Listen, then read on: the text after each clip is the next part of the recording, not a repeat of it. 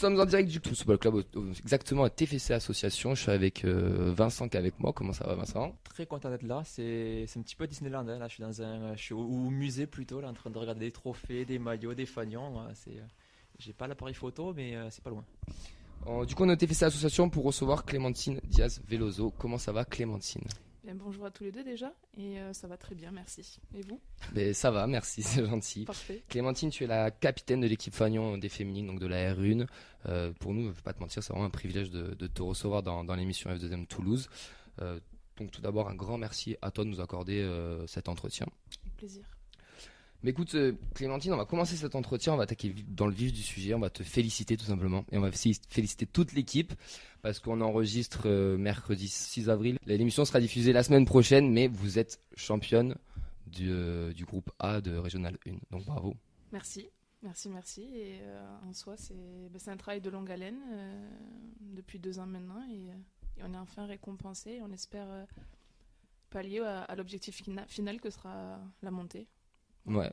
Donc premier objectif atteint, c'est ça? C'est ça, premier objectif, championne, et voilà. Et après, par la suite, on verra ce que ça donne.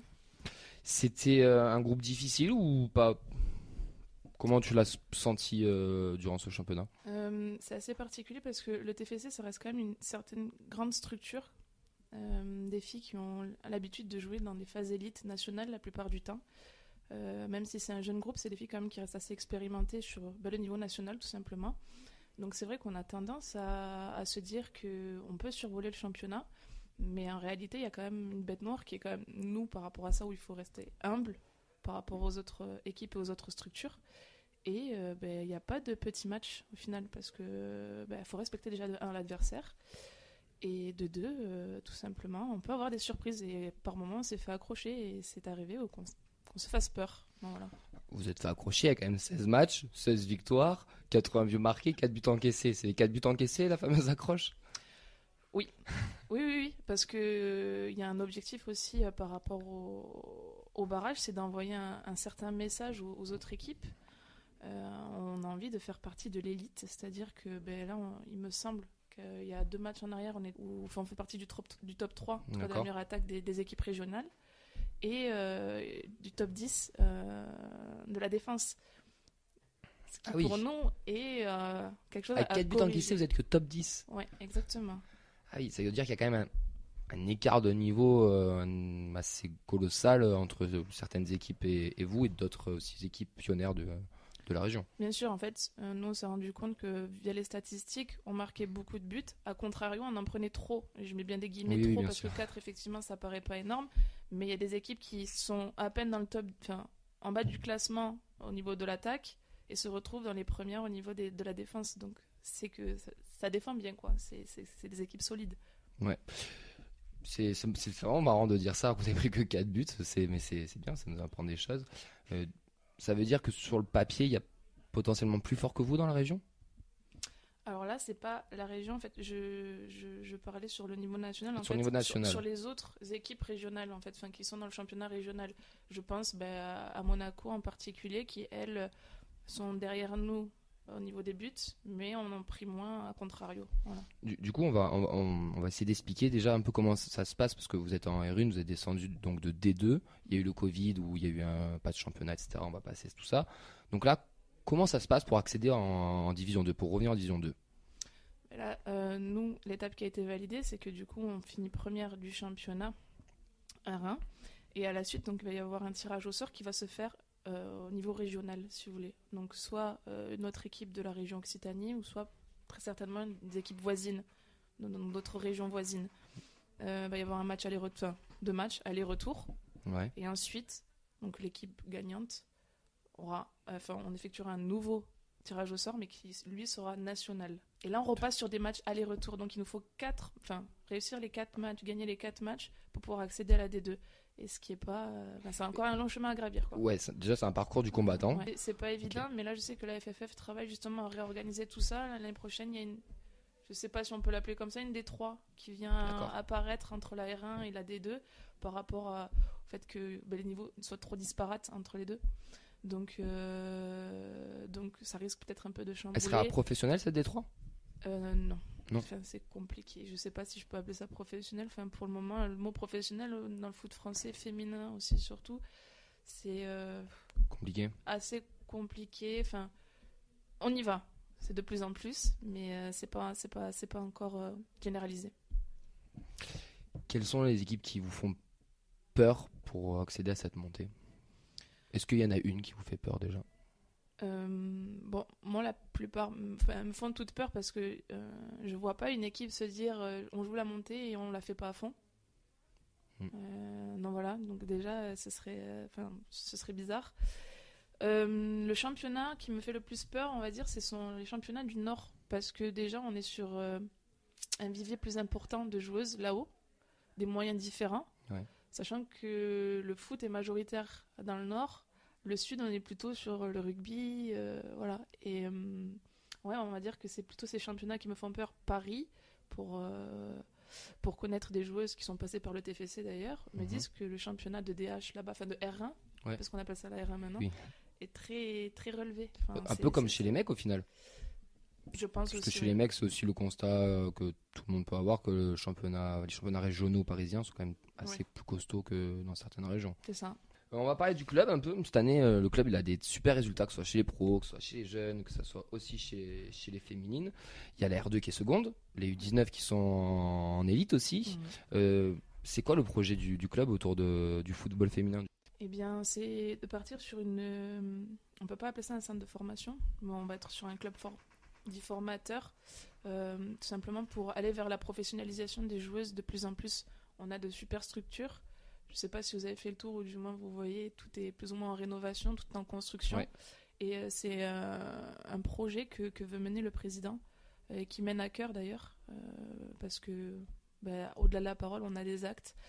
Donc, et de plus en plus sur les féminines, on a le lycée Déodat Séverac qui vient s'incorporer dans le projet, donc qui vient joindre le double projet étudiante et joueuse. Voilà, pour le moment, on a les résultats, on a ce qu'il faut en termes d'effectifs et le but c'est vraiment de sortir le plus de joueuses possible. D'ailleurs, je ne sais pas si vous l'avez appris, mais là on a une de nos joueuses qui a été sélectionnée en équipe de France U16, Sarah Lambert. Donc voilà, une fierté de plus. Et on en a d'autres qui sont passées.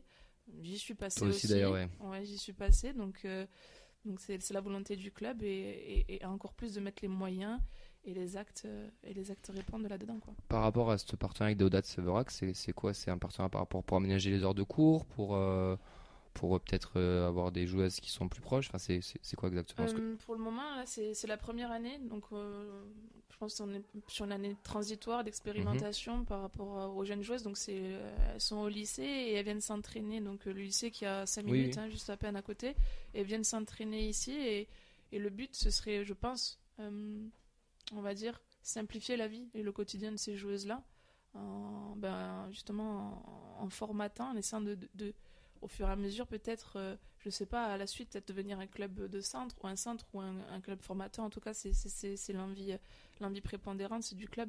Et le but, c'est ça, c'est qu'elles puissent s'entraîner et en même temps mener leur vie à côté, quoi. Parce qu'il y a un effectif qui est assez jeune. J'ai entendu en début d'année sur France Bleu, tu t'es intervenu, tu disais que tu étais presque la doyenne de l'équipe. Alors que tu n'as que 25 ans. C'est ça, la doyenne, elle a 26 ans. Et donc, c'est très jeune. Moi, j'en ai 25. Même à ce stade, quand on a joué les 16e de finale contre Yzeure, il me semble que la moyenne d'âge était de 18,7. Oui, c'est vraiment jeune. Après, entre-temps, on a des filles qui ont pris un an de plus. Oui. Mais vu que c'est au mois de janvier, mais voilà. C'est typiquement foot féminin, ça, ou à Toulouse? Ou c'est une généralité un peu partout dans le foot féminin? Je sais pas si on peut dire que c'est typiquement notre cas.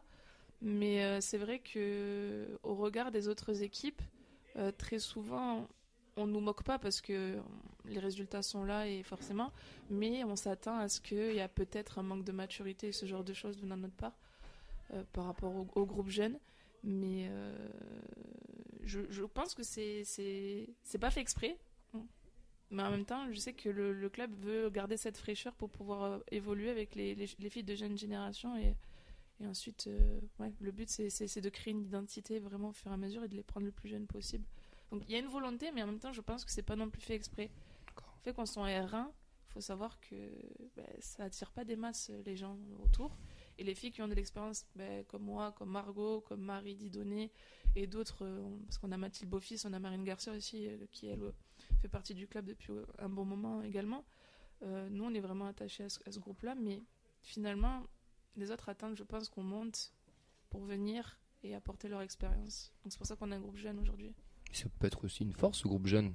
Enfin, c'est une force aussi pour vous de ce que tu es en train de me dire, en fait. C'est qu'il y a aussi un vrai projet derrière tout ça et que peut-être que même les plus anciennes qui vont vouloir vous rejoindre, il faudra peut-être qu'il y ait des loges aussi. C'est les jeunes qui se sont fait leur place. C'est une force dans le sens où, en fait, c'est des filles qui ont cette fraîcheur encore, l'innocence aussi, de pouvoir jouer où on est vachement sur beaucoup d'instinct encore, parfois de la naïveté, mais qui peut, à contrario, enfin, moi la naïveté je la prends dans le bon sens, où on en a besoin des fois par moment pendant un match, et voilà quoi, et en soi le but c'est de construire avec ces joueuses là, et forcément l'an prochain, je veux pas dire, mais voilà, on a quand même un groupe bien soudé, et on s'adapte les unes aux autres.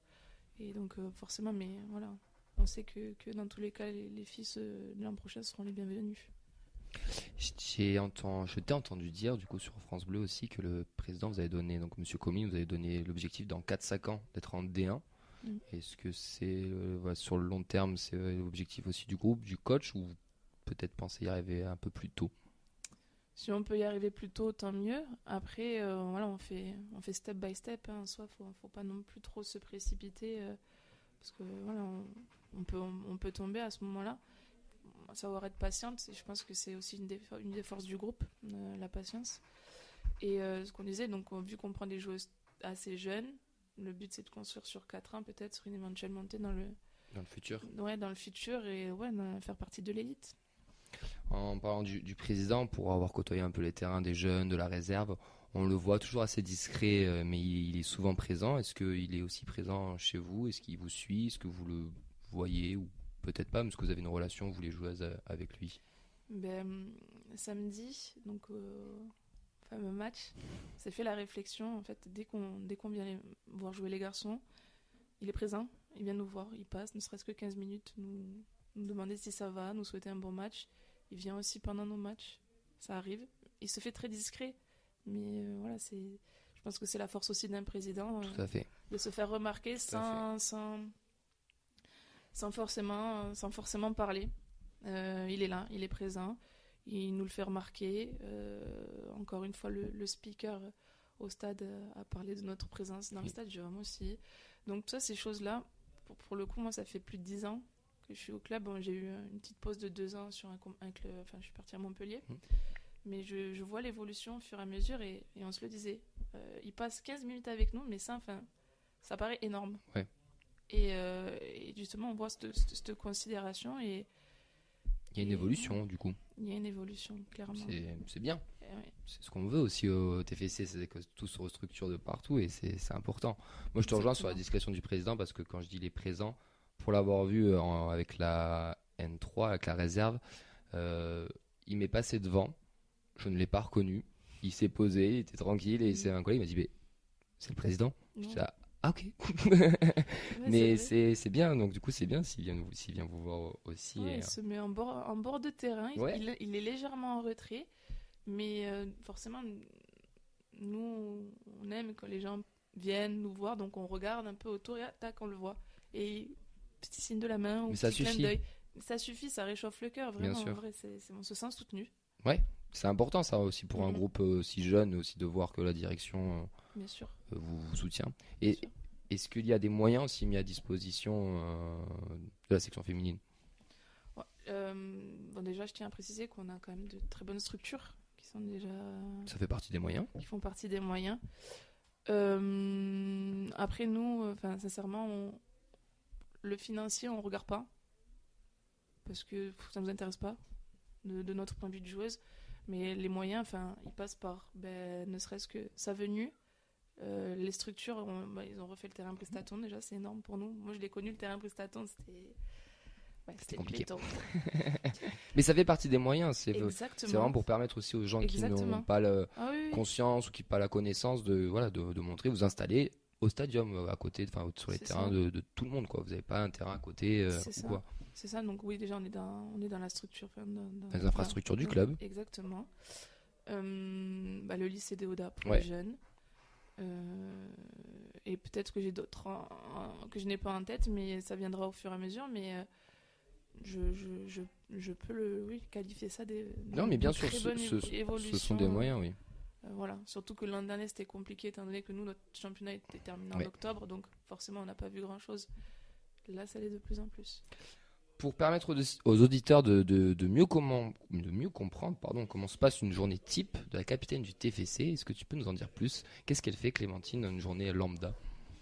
Alors, je pense que ma journée lambda correspond peut-être à, on va dire, à 80% des filles qui jouent, on va dire peut-être à haut niveau ou intensément, parce que personnellement, moi je m'entraîne quasiment quotidiennement. C'est que je me lève, je vais au boulot. Voilà, je travaille dans un collège. Ensuite, je rentre. Le peu de temps que j'ai, je le passe à réviser mon concours. Et après, je vais à l'entraînement. Je rentre, je mange, je dors et je fais ça quasiment tous les jours. C'est pas trop lourd tout ça, parce que même il doit y avoir une grosse charge mentale en plus que physique aussi. Ouais, alors ça fait 10 ans que je fais ça, où je mène un double, voire triple projet. Et je sais qu'on est beaucoup dans ce cas de figure. En fait, c'est dès le lycée, on nous prépare un peu à ça. Parce que les filles, elles passent par le pôle espoir. Beaucoup sont passées par le pôle espoir avant. Il y a une autre structure aussi qui est à Rive-Gauche, qui était à Rive-Gauche, il me semble. Voilà. Mais j'y suis habituée. Ça peut être dur. On a un suivi derrière, un staff important quand même, qui nous permettent, via une application, de savoir aussi notre niveau de fatigue, de stress, de faim, d'anxiété. Il y a plein de choses. Ça fait partie des moyens, tu vois. Par exemple, on parlait des moyens tout à l'heure. C'est des moyens qui sont à disposition. Oui, on a un staff très, très, très important. Donc, on a 3 prépas physiques pour de chaque équipe. On a un prépa mental, coach adjoint. Donc, oui, tout le reste. Voilà. Nouveau coach d'ailleurs qui est arrivé l'année dernière, si je ne dis pas de bêtises, il y a 2 ans. Alors, Antoine, ça fait longtemps qu'il est dans le club. Parce que j'ai vu qu'il avait pris la tête de la une. Il a pris la R1, voilà. Je dis pas que des bêtises. Non, mais ça m'arrive. Ça fait un bon moment, je crois qu'il est, ça fait peut-être, je vais pas dire de bêtises, mais on doit être pas loin de la 10e année aussi, je pense, pour Antoine, au sein du club, avec Gaëtan, du coup aussi pareil. Donc eux aussi ont suivi l'évolution et la constatent même titre que nous, quoi. Donc un mélange d'étudiantes, de travailleuses et aussi de joueuses, donc dans une journée du TEF. C'est ça. Comment les horaires d'entraînement, comment c'est aménagé pour vous? Alors c'est le soir principalement, donc généralement c'est 19h30, 21h. Donc on arrive à 19h, on se prépare un peu, voilà, de la mobilité sur le terrain. Combien d'entraînements par semaine? Alors on en a 3 obligatoires et 2 facultatifs. Après ceci dit, les 2 facultatifs, c'est soit entraînement en salle avec de la réathlétisation ou du moins du renforcement musculaire. Il y a une séance terrain, il peut y avoir aussi une séance vidéo. Et le jeudi, c'est travail au poste. Encore des moyens, là, tu vois. Voilà, des moyens de plus, exactement. Et du coup, le jeudi, travail au poste. Travail au poste, mais en fait, elles paraissent nécessaires, si vous voulez, à pouvoir justement pallier à ce niveau de national. Donc, ils sont facultatifs, mais la plupart des joueuses viennent quand même. Justement, là, quand tu nous parles de cette journée, donc cette triple journée, est-ce que ça t'a démotivé peut-être dans ton parcours de footballeuse? Est-ce que finalement, t'as pas eu l'envie, moment, ou peut-être d'autres choses n'ont eu, d'arrêter cette recherche du haut niveau parce que justement, c'était pas compatible avec une vie professionnelle? Forcément, on se pose la question à un moment donné si professionnellement ça se passe pas très bien ou dans la vie d'études, enfin au niveau des études scolairement ça se passe pas bien. On se pose la question, mais en soi, ça fait partie d'un équilibre chez nous et le foot reste quand même une passion et notre moyen d'exalter et le moyen de décompresser de la journée, c'est de jouer au foot, mais à haut niveau. Voilà. C'est original. On en a besoin d'avoir cette rigueur, d'avoir cette structure. On se sent épaulé, on se sent entouré et on a besoin de ça. Enfin, en ce qui me concerne, et pour en avoir discuté avec certaines joueuses, concrètement, sans décrédibiliser, je me vois pas jouer dans une équipe. Je l'ai fait, hein. j'ai joué à la SPTT Montpellier, où il y a moins de moyens. Je peux vous dire que c'est compliqué.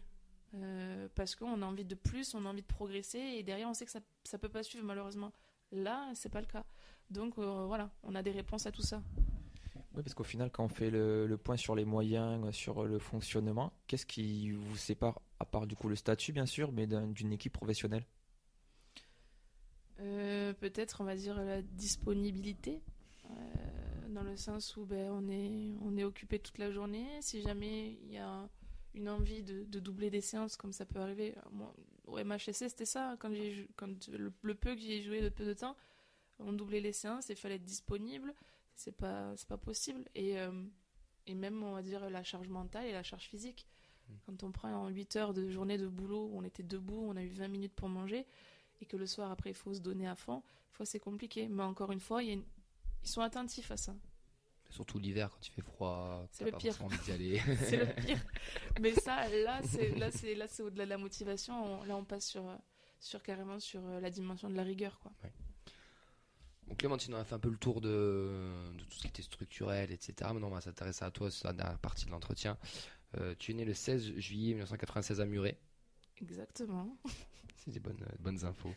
Tu as joué 15 ans jusqu'à tes 15 ans, à la JSC Carbone. Oui. Et moi, quand j'ai entendu ça, la JSC, j'entraîne à Cugnot. Je me suis dit, oh, elle était à Cugnot, j'ai entendu Carbone, j'ai fait, oh, ça m'a sonné. C'est ça. Oui, les deux s'appellent JSC. Oui, exactement. Et tu es arrivé en 2011-2012 au TFC. Mm-hmm. C'est ça, donc ce qu'on disait, plus de 10 ans au club avec 1 an ou 2 ans à Montpellier, c'est ça? 2 ans à Montpellier. 2 ans à Montpellier. Tu as goûté à la D1, si je dis pas de bêtises, sur 4 matchs. Oui. Et du coup, tu es un pur produit local toulousain. C'est pour ça que tu es capitaine? Je pense que ça en fait partie. Après, il y a peut-être aussi effectivement l'expérience, le fait qu'on m'identifie très facilement au maillot du TFC aussi. Et certainement aussi peut-être par ma capacité oratoire, j'en sais rien, ou ce genre de choses. Après, si je peux souligner, on a cette année une spécificité. Je suis certes capitaine, mais on a une capitaine, j'ai une bis, ça dépend, qui est Margot, justement celle qui a 1 an de plus que moi, la doyenne, on va dire, du coup. Oh là là. Je peux pas la rattraper, elle est plus vieille. Voilà, c'est ça. Qui elle aussi a à peu près le parcours similaire, enfin du moins en termes de, on est au pôle espoir toutes les deux. Bon, ça fait plus de 10 ans qu'on se connaît et que on s'est suivis tout le long au TFC, à part les 2 ans où je suis partie. Mais je pense que ça y contribue fortement et même je pense qu'il faut aussi un marqueur pour les filles, un modèle dans le sens où elles savent que ça fait longtemps qu'on est là et qu'on connaît le club, on a une identité forte et que on veut la mettre en lumière sur le terrain et tous les jours. Jusqu'à tes 15 ans, tu as joué avec des garçons ou tu jouais dans une équipe féminine ou à l'époque c'était pas encore développé? C'était mixte. Mixte, ouais, de mes 5 ans jusqu'à mes 10 ans, j'étais avec les garçons et après arrive la barrière physique de l'âge et tout ça, où il faut passer sur un niveau féminin, mais en soi... je me souviens que j'étais assez tranquille dans ma tête en me disant ouais, les garçons ça envoie, les filles ça envoie aussi, faut oui, pas croire. Oui, je sais. J'étais très étonnée quand j'ai commencé parce qu'en fait on passait du coup dans ma génération 13 à 14 ans, il y avait des sélections régionales et on jouait la coupe nationale, donc c'était les régions qui étaient représentées et on jouait contre les autres régions et voilà, et nous on est arrivés 2 fois en phase finale Midi-Pyrénées pour le coup. Bien. Et c'est là que j'ai découvert le foot féminin et ouais, j'étais agréablement surprise. Elles en veulent plus entre guillemets aussi sur le terrain, enfin. Je dirais pas ça, je dirais qu'on compense peut-être le fait qu'on va moins vite ou l'impact sont moins fort par une autre intelligence de jeu. Et c'est surprenant, mais l'impact y est, et de plus en plus. Revenons sur toi, un petit peu. International U16, U17. Ouais. Donc une expérience, je pense, inoubliable. Un petit peu, ouais. Un petit peu. Est-ce que c'est l'objectif dans un coin de ta tête de regoûter à cette équipe de France A, ou tu te dis c'est quand même très loin? Je pense que c'est loin pour moi dans le sens où en termes de niveau, après je me jauge comme ça, peut-être que je suis trop sévère, mais je pense pas pouvoir y prétendre. Après, pourquoi pas, hein, par la suite, hein, si on continue à monter et que moi je subsiste dans ce groupe, forcément ça fait envie, mais c'est pas un objectif dans ma tête aujourd'hui. Pour moi, c'est le groupe avant tout, hein, vraiment. Est-ce qu'il y en a dans le groupe, des jeunes, que tu te dis, tiens, elle dans 5-6 ans, c'est l'équipe de France, ça m'étonnerait pas? En avoir une certitude, je sais pas, parce qu'il peut se passer plein de choses dans une carrière, forcément. Mais oui, il y a des filles qui peuvent largement prétendre, surtout si le club évolue et qu'elles évoluent en même temps. Il y a largement les capacités à pouvoir monter, ouais, et être sélectionnable. Donc, j'ai une bonne petite liste en tête, ouais. Quel regard tu portes d'ailleurs sur l'équipe de France actuelle? De tout ce qu'on peut dire, tout ce qu'on peut voir, aussi la médiatisation qui est de plus en plus importante, qui est chouette. On a vu une Coupe du Monde quand même en direct sur TF1, qu'on a commenté d'ailleurs, nous on a commenté un quart de finale. Ouais, on s'intéresse aussi.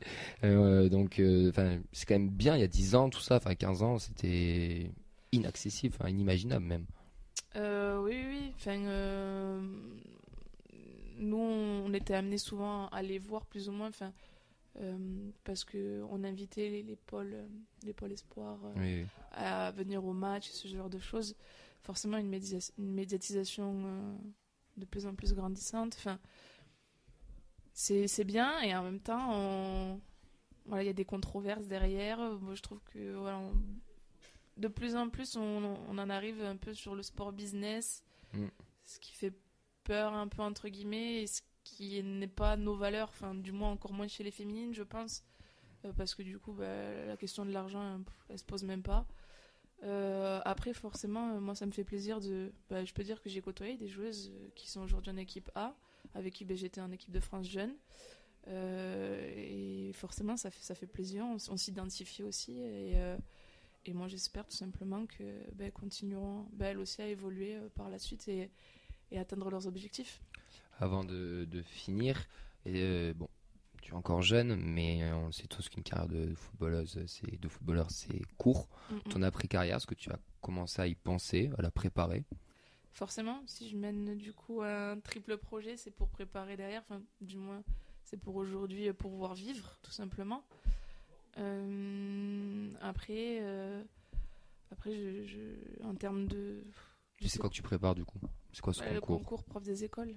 Je travaille dans un collège histoire de rester dans le cadre de l'éducation nationale, poursuivre des missions éducatives, et derrière, in fine, c'est pour avoir le concours. Et après, pareil, il va falloir peut-être il y a des choix qui vont peut-être s'imposer en termes de tenue d'une classe, parce que j'ai un collectif le soir, mais j'aurais aussi peut-être un collectif la journée, et ma priorité, c'est forcément de pouvoir tenir mes engagements, mais en même temps ne pas m'y perdre moi non plus, et franchement là pour le coup je sais pas, mais ce dont je suis sûre c'est que j'ai pas envie de raccrocher les crampons, et ça va un bon moment. T'as le temps encore quand même. Ouais. T'as le temps. Qu'est-ce qu'on peut souhaiter à Clémentine Diaz-Veloso pour la prochaine, là, dans les jours suivants, les mois suivants, les semaines suivantes? Même si j'ai une petite idée de la réponse. Oui, footballistiquement certainement, et sportivement la montée qui est franchement, j'ai qu'une hâte, c'est ça. Je pense que c'est dans les têtes de tout le monde, et on a envie de jouer ces matchs. Et après, forcément, il y a aussi le côté vie perso où j'espère aboutir à mon projet professionnel, mon projet pédagogique. Donc, le concours et la montée. Et la montée, là, c'est double champagne à la fin de. Est-ce qu'on peut faire le saison. triplé avec la montée et le titre du coup des garçons aussi? Ce serait incroyable. Ce serait beau. Hein, c'est une fête, mais là, tout le monde en parle le 26 juin. Ce serait. La date est déjà sur le calendrier. Alors, c'est ce qu'on a donné comme date. Mais ce serait incroyable, sachant que les garçons, on les voit aussi évoluer. Vous êtes en contact quand même avec eux? Enfin, vous allez les voir, j'ai cru comprendre. On va les voir, mais Est-ce que l'inverse marche? Est-ce qu'eux viennent vous voir? Alors, je sais que certains passent, mais pareil, ils sont discrets. Certains passent sans qu'on le sache. Descendent, viennent nous voir, même des garçons du centre de formation, des fois ça leur arrive. C'est vrai qu'on a moins eu l'occasion de se rencontrer, mais ça ne saurait tarder. Le 26 juin apparemment, la soirée est prévue, ce que j'ai compris. Alors 26 juin, faut que je regarde, c'est peut-être la date du dernier match, Mais après la soirée, quand est-ce qu'elle s'organisera, je sais pas, mais j'espère qu'on fêtera un double titre, voire un triple, parce qu'on a la R2 aussi derrière qui suit. Et on espère que nos 19 finiront dans le top 3 national aussi. C'est l'objectif du club de toute manière. Oui. Peut-être la première équipe derrière les deux ogres. C'est ça. Merci beaucoup Clémentine, vraiment un énorme merci du fond du cœur de nous avoir accordé cette petite trentaine de minutes. On te souhaite le triplé. Comme ça il y aura une belle fête fin juin et des vacances bien méritées. Merci Vincent. Et merci Camille, merci Clémentine et merci au TFC. Merci aussi Marion de nous avoir permis cette interview ici dans le locaux de l'association du TFC.